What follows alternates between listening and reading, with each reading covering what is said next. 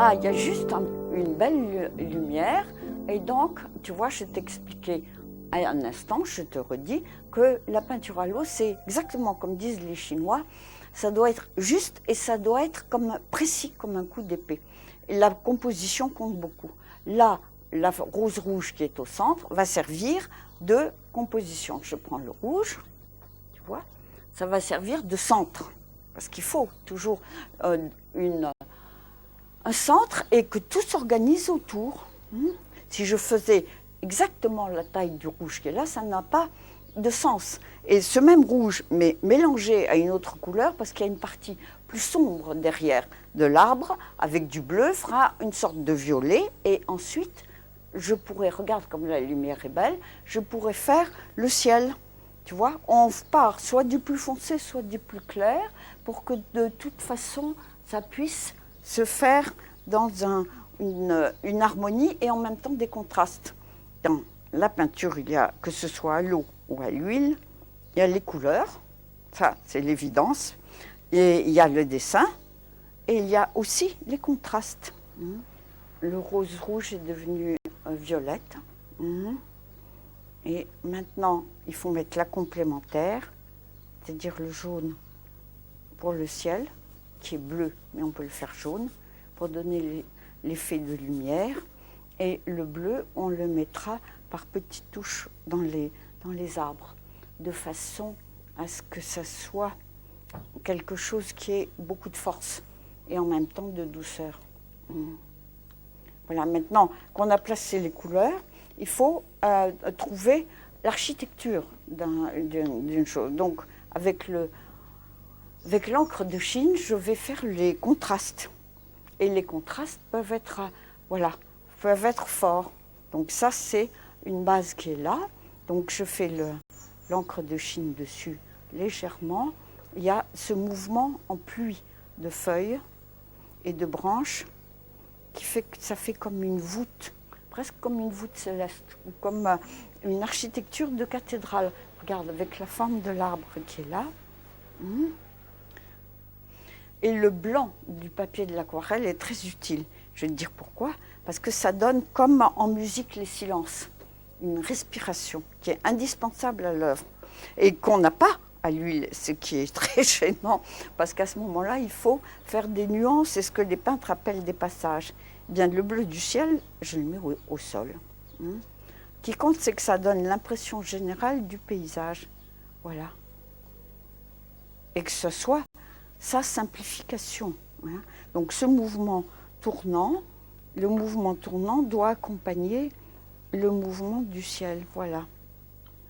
Et ensuite, le mélange du bleu et du jaune, qu'est-ce que c'est? Le vert. C'est donc toujours une composition. Voilà, tu vois? La base, le centre, c'est ça. Et tout s'articule autour. Maintenant, on met un peu de vert ici. Ah, il est un peu pâle. Je calcule. Là, il est mieux. Voilà. Et pour donner ce sentiment de voûte, puisqu'on a commencé à faire comme une voûte, on met, voilà, comme ça. Et ça fait exactement pour, tu vois, le mouvement de l'arbre qui est là-haut, ça fait c'est transposé, bien évidemment. C'est pas la réalité même, mais c'est le sentiment. Il faut donner le sentiment que c'est un arbre sur une journée d'été, donc le ciel que j'ai volontairement mis en jaune donne le sentiment d'été et de soleil. C'est comme si tu avais là le soleil. Dans les dessins d'enfants, souvent, tu vois le soleil figuré en rond et en jaune. Ils ont tout à fait raison. Tandis que moi, je fais le même sentiment d'été, mais comme ça. Tu vois, c'est le même ton. Comme en musique, c'est le même ton, mais avec une modulation. On peut appeler modulation ou variation. Mais là, si je laisse le blanc, ça donne le sentiment que ça s'éloigne vers le fond. Mais en même temps, ça donne un peu plus de flou. Alors, je pense que donc, je vais laisser le blanc et le rythme là plus flou. Et ici, je vais au contraire le faire mordre sur le vert, volontairement. Voilà. Ça, tu vois, c'est ce que les peintres appellent un passage. Ça se fait depuis la nuit des temps. Des grottes peintes de la préhistoire jusqu'à Rubens, ça s'appelle le passage d'une couleur à une autre. Il faut que chaque chose ait sa raison d'être, tu vois. Donc là, je prolonge un peu ce bleu, et là, il faut que je trouve quelque chose. Est-ce que ce noir va bien? Mais je pense que je vais seulement renforcer le noir pour qu'il soit le plus puissant. Voilà, ben ça suffit à équilibrer le tableau. Alors, maintenant que j'ai équilibré ici, je réfléchis et je me dis, est-ce que le noir qui est là va bien? Eh bien, je me dis, eh ben non, il y manque quelque chose. Là, ça va bien, là aussi, et c'est là où il y a une faiblesse. Donc, si je remets la même chose que là, ça s'appelle une répétition. Et la répétition, c'est tout à fait ennuyeux. En musique comme en peinture, il faut savoir inventer.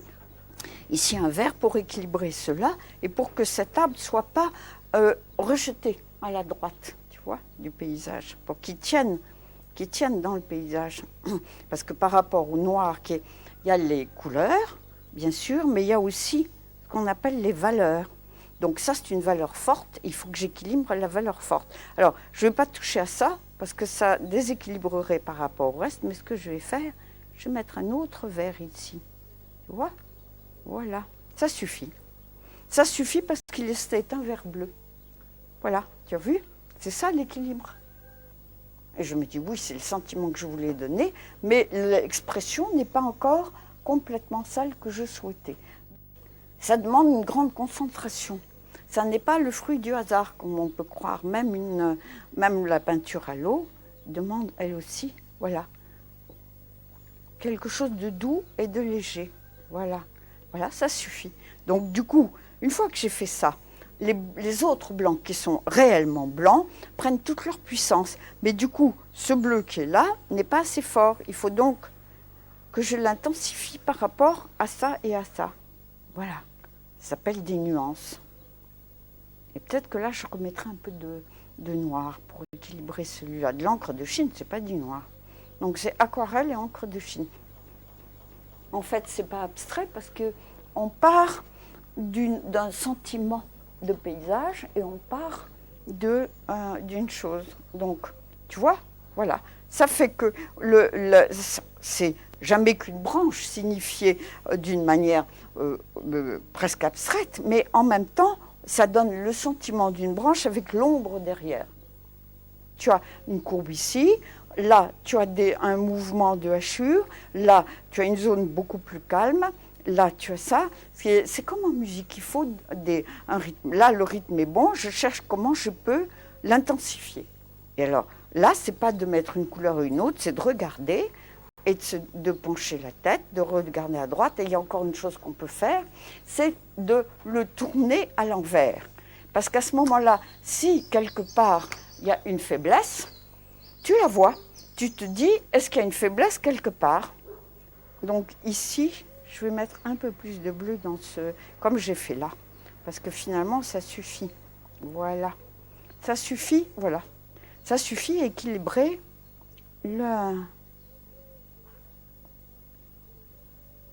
et ça marque plus la contre-courbe. Il y a une courbe et une contre-courbe.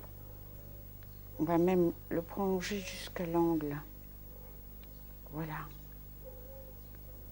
Je souligne avec le doigt le mouvement.